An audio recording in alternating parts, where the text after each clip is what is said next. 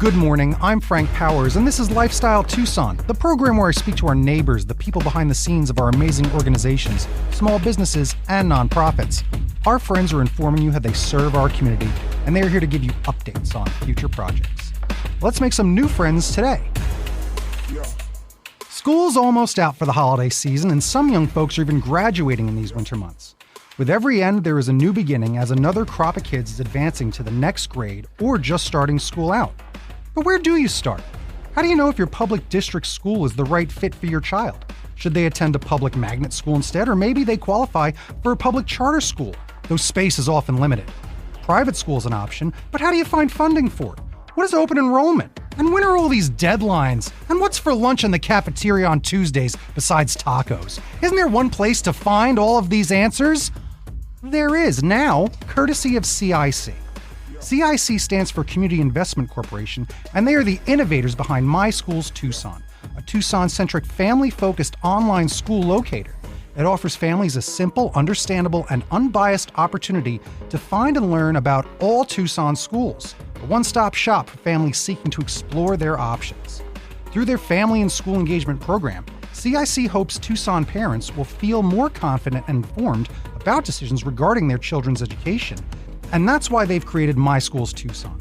I know parents have a lot more questions, but there's no need to raise your hand because today I'm fortunate enough to speak with Scott Evans, Director of Family School Engagement at Community Investment Corporation. Scott, welcome to Lifestyle Tucson. Thank you, Frank. I'm excited to finally get you on. I've wanted to have you on for a while because I've known you for a bit. I've done a little bit of work with CIC in the past, met you guys, you're a great organization, helping everybody out, and now you've got MySchoolsTucson, which is another great aspect of the organization, helping families out. So tell me a little bit about CIC and how you've helped out a lot of small business owners in town, helping people with loans, and then we'll start talking about some of what MySchoolsTucson is and what your plan is for 2024. Yeah. Thanks, Frank. So Community Investment Corporation is an economic development nonprofit. It's been around in Pima County since 1996. So I've been serving families in the county. We have a few different areas. One is entrepreneurship, the other home ownership, and then I live in the education arena there. And what we do is we try to provide access to the economy for families that may be on the outside looking in, maybe under-resourced, have a difficult time getting a small business loan from a traditional bank, have a difficult time accessing or buying their first home, where education falls in. Maybe those families also are on the outside looking in when it comes to their child's education. So making sure they have access to the information they need to make an informed decision about where to send their child. That's a big decision, right? How do you make these big decisions? That's what you're trying to do, is pave the path for a bright future. And you got to do that early with picking a school. And there are so many different versions of schools. That's what I discovered as we started working together. And a lot of parents don't seem to understand this as well, how many options there actually are for a family when it comes to schools. So let's talk about MySchoolsTucson and the Family School Engagement Program, because I want to know more about it from you because you really helped create this from nothing. My first question is, what made CIC come to the conclusion that they need to develop this tool for families in Tucson? How did you guys say, you know what we need? This is what we should spend our time doing. Let's make this resource. So tell me how this all started and how you came to this. Yeah. So, really it ties back down to the mission of CIC in terms of access to the economy. We really believe that education is a powerful tool to reducing inequalities that exist, to sort of breaking those cycles of poverty for families. And so that's sort of was the driving force behind it. We knew the educational landscape had been changing throughout the years, and Arizona is rich with school options, rich with school choice. There's lots of sort of things to think about as a family, things to explore. And while choice is wonderful, it poses another challenge for families, and that's filtering through the information. So really, we wanted to make sure that families had access to the information. The information's out there. Arizona Department of Ed, other sites provide information, but it can be really a time tax for families to navigate that. So we wanted to solve that problem and make sure that all families could access the information if they so desired and sort of bring that to their fingertips. That's a big thing, is that getting the information in one spot was really like the big mission, because it is out there, but it's scattered to the wind sometimes when you're trying to find this stuff. And then how do you match things, right? How do you compare one thing to the other? Well, you made a great website for this. It's a great tool. And that's what we're going to actually look at today, the audio version of surfing through website. But it'll be a great time because there's a lot of information, one of them being the 7 types of schools, K through 12. Let's go over those schools, because I was shocked to find out what the difference is between all of them and the school options for families. So why don't we go ahead and talk about some of these school options? Why don't we just start with public school? What's the first thing? Well, so before I dive into the different types of schools, I mean, I think it's really important to understand how this has changed and evolved over, really the last few years, and the pandemic has sort of magnified that or fueled that. So Arizona, it's leading the country in terms of options for parents. The percentage of charter schools that exist within the public system, charter schools are public schools, and that's one of the things that parents maybe don't understand. Gone are the days where, I grew up in a model, educational model, where you went to your assigned public district school, or perhaps you went to the private school. There weren't charter schools, there weren't magnet schools, there weren't specialty programs embedded within the schools themselves. So it was a real simple model in terms of choosing, selecting, and exploring. We now live in a state that has a lot of different options and really rich options. So it's become more complicated. It's become more complex in a good way, but it just poses a lot more challenges for families that are exploring. So you don't have to just go to the school that's right down the street from your house, especially if it doesn't fit the needs of your child, because a lot of kids have a lot of specific needs or specific maybe wants for things that they want to explore or do as they grow up, whether they're pursuing maybe more arts or more science. Maybe you want to make sure that they're not just getting STEM, but adding STEAM to their program. So that's why you can look beyond your neighborhood public school and start looking at these other schools. So tell me more about some of the other school options. Yeah, so as you mentioned, the public district schools, that's sort of what we all remember as your neighborhood school. And there are still boundary schools, home addresses. You're assigned a school based on where you live. So that still exists. Arizona has open enrollment, so which means your student can attend any public school in the county, in the state. It doesn't matter where you live. You can apply to attend schools that are outside of your zone school and also outside of your district. So somebody living within TUSD can actually apply to attend school in Vail or Marana. So open enrollment sort of has opened those doors up for families within the public system. So you have their public district schools, which we all know. You have within those schools, you have public magnet schools that exist. So they have an emphasis in certain areas. So Tucson High may have a magnet program in fine arts. So if that's your niche and that's your interest, then magnet programs exist to sort of point to the interests of those particular children. So you have public district schools, public magnet schools, and you have charter schools, which are public schools. So publicly funded, free. You don't need to test to get into those schools. You don't need to pay. With the exception of kindergarten, a lot of charter schools do charge for a half day of kinder. So a half day is free, and then the other half day you would pay. But outside of that, charter schools are free. Beyond the charter system. Let me stop you there, because what you've already said now has opened up just a few other questions, but I've got the answers. How are you going to find these district guides and maps? They're right there on MySchoolsTucson.org. How are you going to find these deadlines? And that's an important thing we have to talk about. Are the deadlines for all the enrollment and that? They are all right there on MySchoolsTucson and very prominently displayed.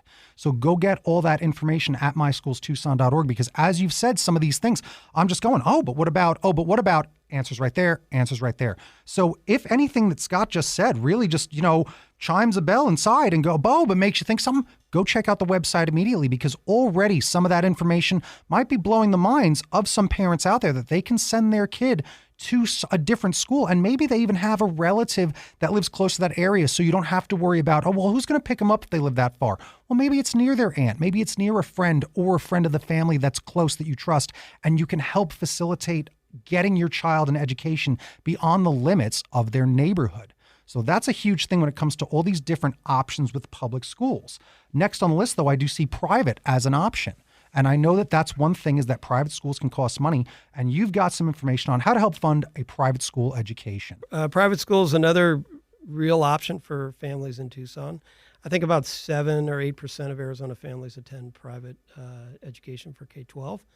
So, and I think one of the big assumptions is that private schools can be cost prohibitive, and obviously they're tuition-based schools, and certainly they are, but Arizona also has policies to help fund those educational options for families. There's a tax credit program within the state of Arizona. Families can apply to go through that program, and in essence can have their entire tuition amount paid for. Arizona has a universal ESA, which is essentially a voucher. So all students qualify for roughly $7,000 per year to send their child to a private school. So, if private school is of interest, there certainly are options. And, that's one of the things that we found. We can talk about it in a little bit, but we did a survey last fall. We surveyed over 1,160 families. And one of the things we found was that the low-income families, there are disparities between the knowledge and the information that low-income families had access to about these types of things, about policy, educational policy in Arizona, disparities between low-income and high-income families. So low-income families knew far less about tax credit programs. They knew far less about universal vouchers. They knew far less about the school letter grades in the public system. They didn't know where to get their information. And so back to the voucher and funding a private education, there are options. I think not a lot of people are quite aware of those, or they're aware of them, but they just don't know how to navigate that process or have the time. So our job is really model agnostic. We really don't care what schools families choose. It's, whether they want public district school, charter school, private school, we want to provide neutral, unbiased information. And that's a piece of the puzzle that I think families need to understand. Yeah, you just want what's best for families, because what's best for families in Tucson is best for the community. And that's the point. We want to really be helping educate every kid as best we can. That's how you do. It's just proven it lowers crime. It lowers all the bad things that happen in any community by having a well-educated community. And that's what you're trying to help. You don't want poverty and wealth and all that stuff to be the barrier. Just being able to go to a school that has an art program or art classes in general. Those are the first things cut, or art and music. Time is money. So if you're a low-income family, unfortunately, those people are stretched to the limit when it comes to time. How are they supposed to find all their resources when all the resources are, again, scattered to the wind? It's hard to get all that information, which is why putting it all in one place that's digestible and convenient has been really, really good. I've learned so much about it since helping you get it together, and the facts that I didn't realize all these options exist. Even you blew my mind by saying that Arizona has the most options right there. And that's shocking, because often we talk about education and Arizona gets named. We're also then talking about like Mississippi and Louisiana and how we're all fighting to be not 50th in the nation for education. And that's really brutal sometimes. But then I see stories about certain private schools, certain other schools, and it's like this school tested one of the greatest schools in the entire nation. And it's right down the street from my house. We're bearing the lead with some of that bad news that we think that we're all 50th in the nation, 47th, and that there's no hope for our kids going to a public school. You do have hope because of open enrollment and because of all of our options. So some other things listed right here are also virtual online schools and homeschooling. Homeschooling has been something that's been growing a lot, obviously, since the pandemic as well. But just as a movement in general, even before the pandemic, a lot of people are finding homeschool options. So what can you tell us about some of that? And then even it says micro school learning pods. These are kind of our smaller niche things that maybe don't, appeal to the broadest audience, but sum them up a little bit. And then anyone that wants to explore some of this, they can go right to the website. So it has grown. I mean, homeschooling has been around for a while. The pandemic really fueled sort of the growth in this part of the market with homeschools and micro schools. And essentially it's giving families a little more flexibility in both the curriculum and the time, and how how the education is received. So really flexibility is key. And homeschooling, I think we all have a pretty good vision of what that is.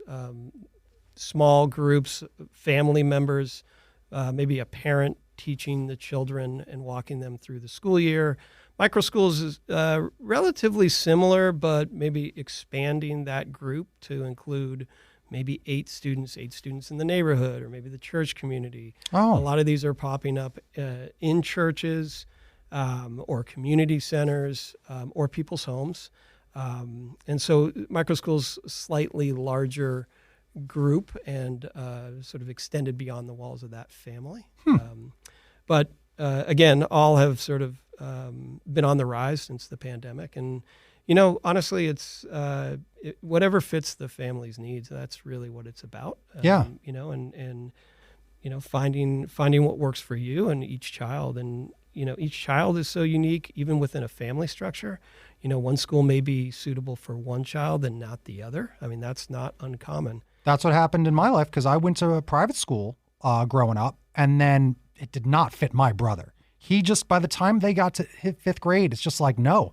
They transferred him to public school, and everything just started to fit. He's not the type of kid that can wear a uniform. He's just not, right? And he becomes like the big athlete, becomes friends with the vice principal. Like, he used to be the troubled kid in our private school, and then goes to this school, and it was just a lot looser because of just being in public school, not wearing a uniform. It's the kids from the neighborhood, not kids from a different neighborhood he doesn't live with and live around.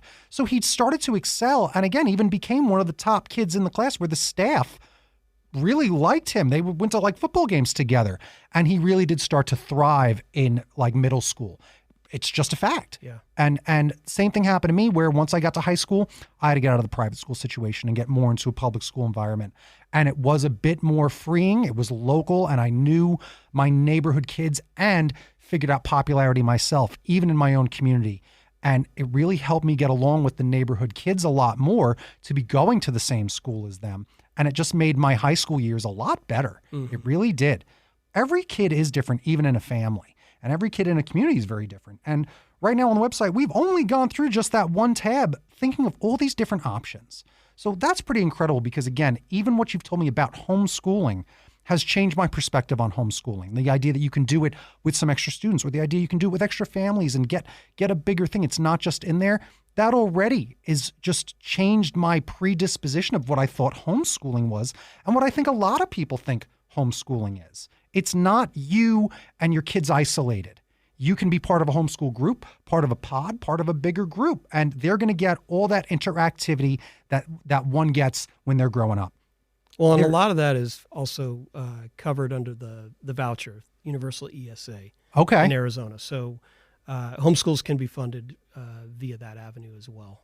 Yeah, they need those resources too. It's really interesting to find out how many options there are. Yeah. That is quite, I think, a feat of modern times. When we think about how we grew up, and it was like, you go there and that's it. Yeah, gone are those days. That is huge. So we need people to know this. So again, even if you're listening to this, again, I know this audience skews older. Tell your grandkids that they've got school options here, that they can go somewhere different. They just need the resources. And you've got resources for parents. And that's the next tab I'm going to look at on the website. Because a lot of great things right there. It starts off with FAQs right there. The enrollment deadlines tab is right there. Tell me about the importance of these enrollment deadlines. Obviously, it's a deadline. That's just it. It's a deadline. When's the first one? Well, so the fall is really when that season kicks off. The open enrollment starts. I mean, public schools, you can apply to public schools now. The tricky piece is if that is not your assigned neighborhood school, you really need to be cognizant of when those deadlines are that you need to apply. So if you live within TUSD's boundaries and you wanted to attend Tanque Verde school district, then you need to get your application in sometimes between early fall and middle of January typically. So it's really important to know when those deadlines are. Private schools set their own deadlines. Charter schools have their own open enrollment period that they dictate. And then you have the public system.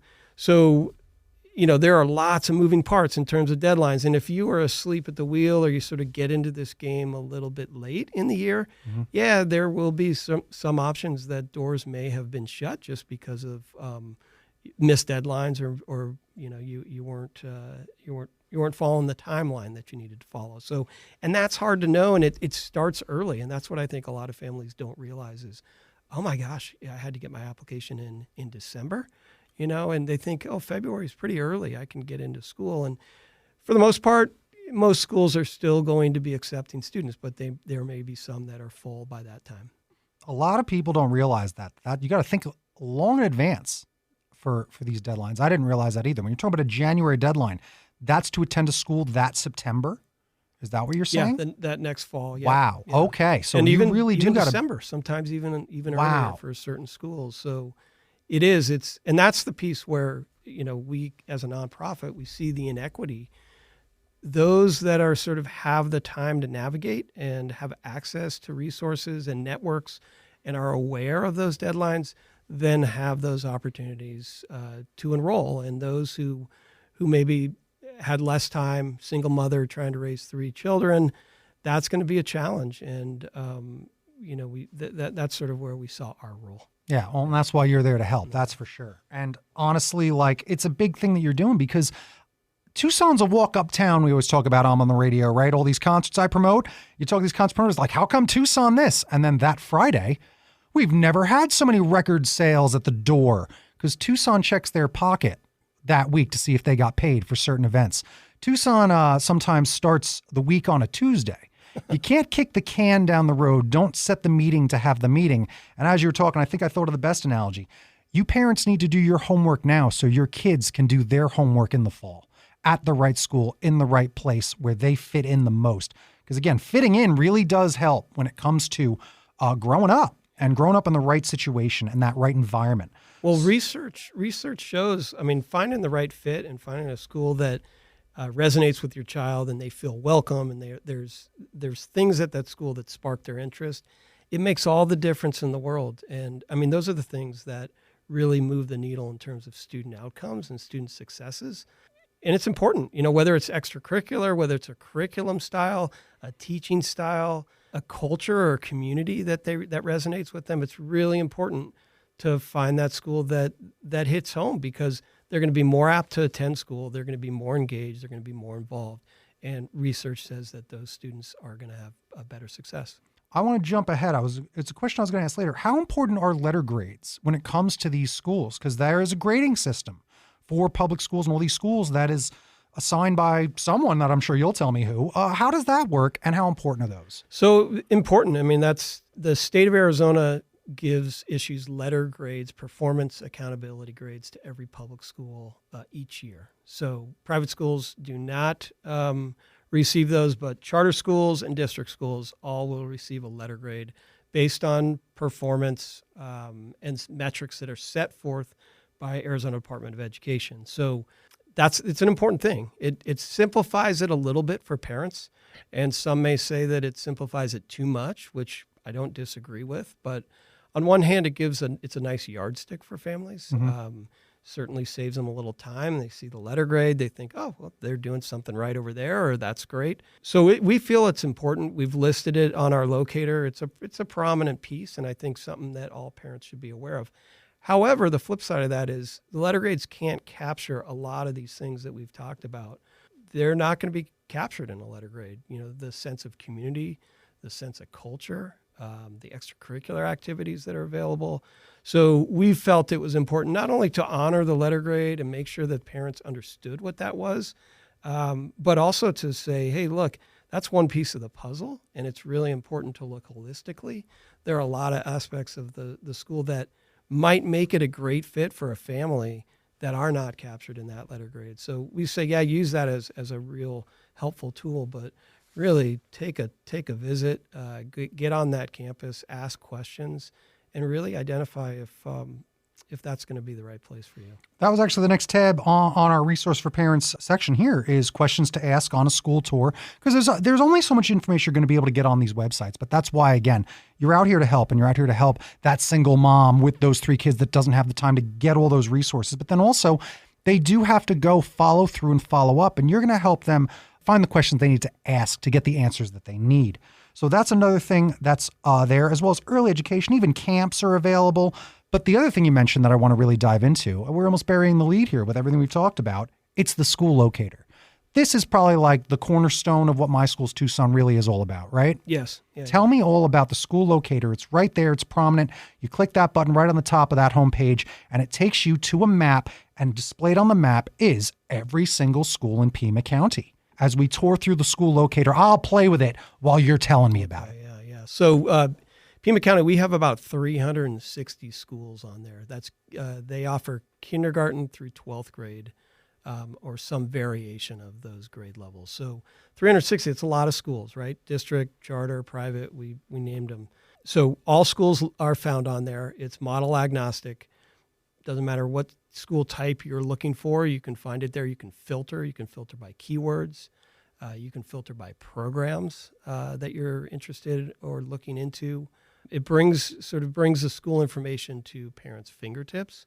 I guess the best way to probably explain it would be that it's much like Zillow, Zillow for Pima County K-12 schools. So it's got the information on there. It isn't like Yelp, so we aren't going down the road of parent reviews.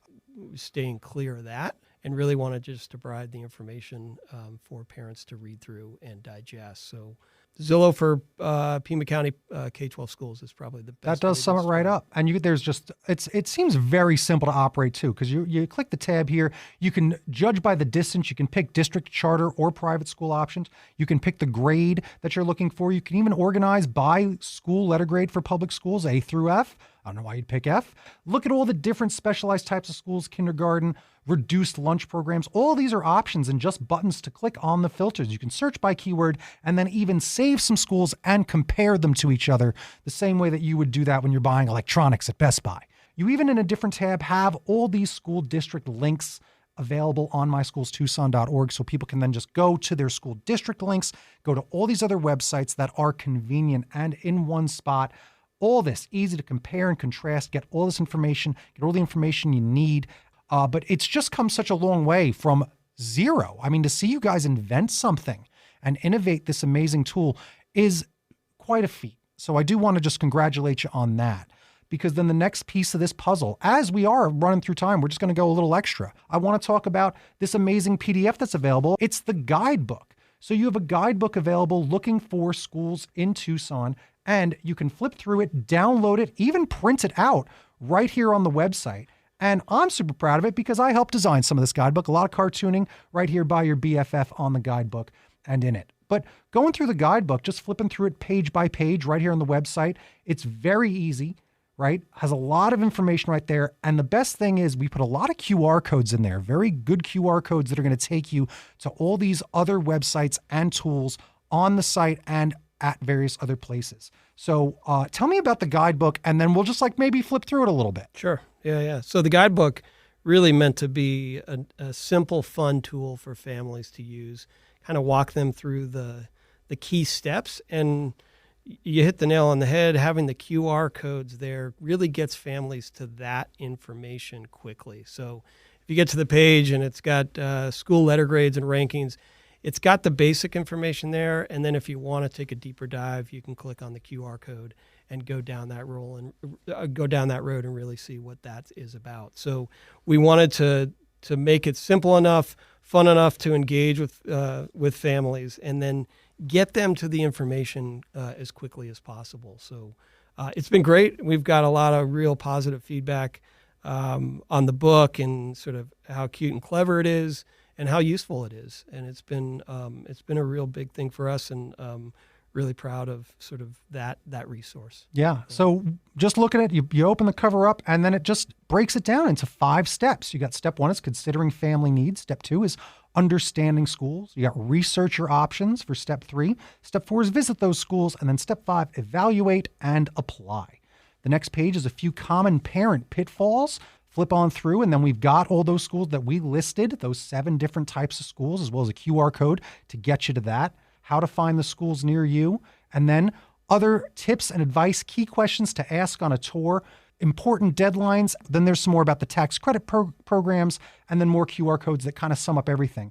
There's one thing I skipped right there. I often ask a lot of our 501c3s that I have on here that I interview, how people can volunteer, get involved with your organization. And you guys aren't really one of the things where people go volunteer and move things, but people can volunteer to get involved because you need information from parents and families. So they can do that by scanning a QR code and taking a survey. Tell me about the survey.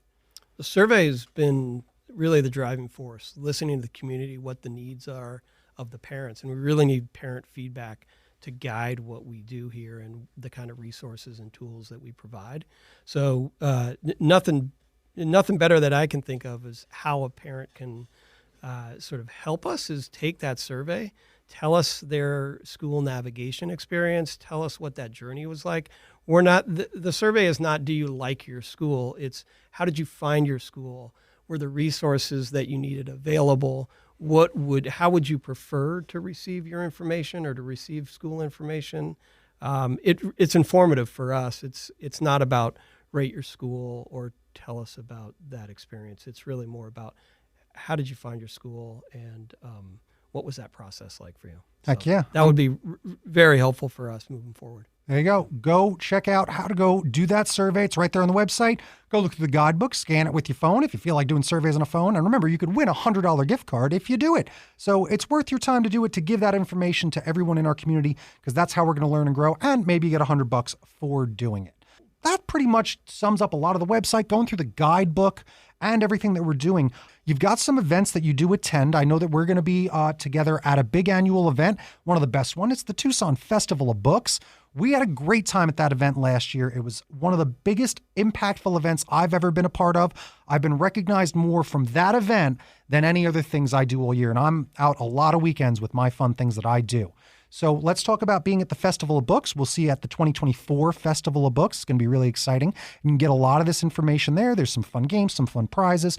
What other types of events can people find My Schools Tucson at? Because I know you do go to some other events around town and some other events that maybe people don't know about to get some information. Yeah. So Festival of Books, obviously the big one for us each year. You know, small community events. The Arizona Bilingual hosts events at the Children's Museum.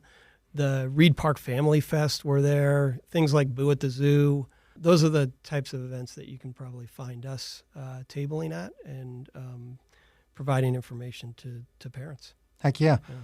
So let me ask you this one, and then we'll wrap it up. But if you had one wish for your organization, what would it be? My wish would be that this becomes a tool that's really well known in the community, and that parents use it, they share it, and they find it helpful and allows them to see opportunities that might not have existed or they might not have been aware of, and really be something that the community's proud of. I think Tucson takes great pride in what's homegrown. I mean, to be clear and transparent, there are school locators out there. National organizations have built them, and sure, they do a great job, but we really aim to be a little bit more local and hit home for Tucson and Pima County families.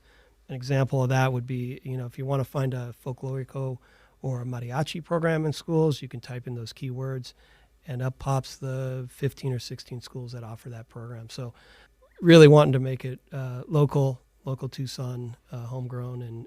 And one more wish that I have would be to obviously reach as many parents as possible. And one way we're doing that is we're going into preschools and doing parent presentations for those parents in person. So if you're a director of preschool and you'd like to bring this information to your parents, you want us to come do that presentation, we'd be glad to. That would be my wish. There you go. I think it's a wish we can grant. Remember, word of mouth is the best way that anyone will be successful. So tell your friends, tell your families, tell your enemies and your frenemies all about My Schools Tucson, because that's what's going on today, helping out everyone in the community. Because today we made friends with Scott Evans, Director of Family School and Engagement at Community Investment Corporation. Explore, discover, and thrive with MySchoolsTucson.org. Thanks for joining me today, Scott. Thanks, Frank. This was Lifestyle Tucson. Bing bong bing, time for a recap. So I hope you know that the address for this website is MySchoolsTucson.org. I think I said it a few hundred times there. But what a great conversation I had with Scott. I've really enjoyed working with CIC over the past couple of years. That contract just came to a little bit of an end, and that's pretty good that I wrapped that up, because it felt like I could then have them on and talk about everything we've done as we help build and design this program together. And now they're going to go do their thing, and we still get to party at the Festival of Books, which is going to be in March 2024.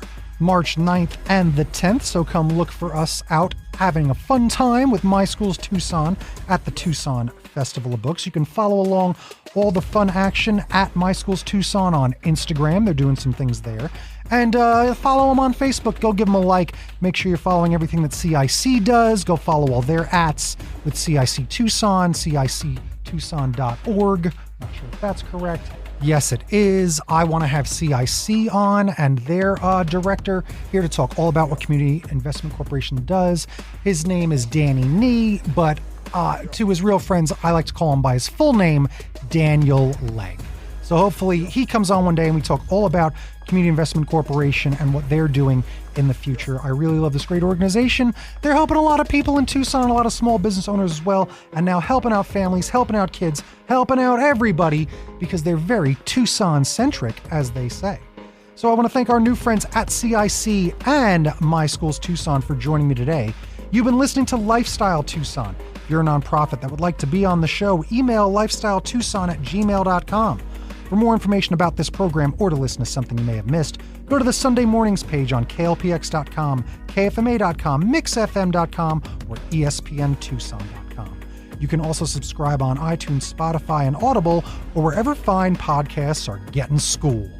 Follow on Facebook, especially YouTube and Instagram at Lifestyle Tucson, because I'm your BFF, Frank Powers, Toot Toot Tucson. I love you the most.